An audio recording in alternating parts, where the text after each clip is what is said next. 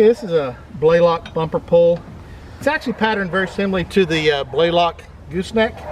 It's got a very formidable bar, heavy cast aluminum frame, but it comes down to what kind of lock you put on here.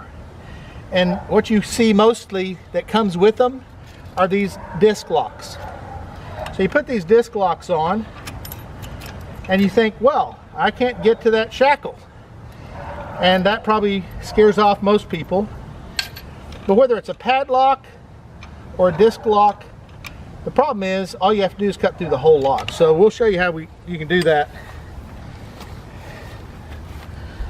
So just get your bolt cutters up there. You're going to be cutting right through the whole thing here.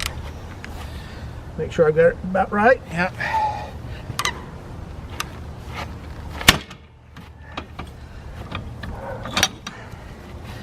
And once you do that, you can see there's a little bit of sheet metal left there, but that lock's done for.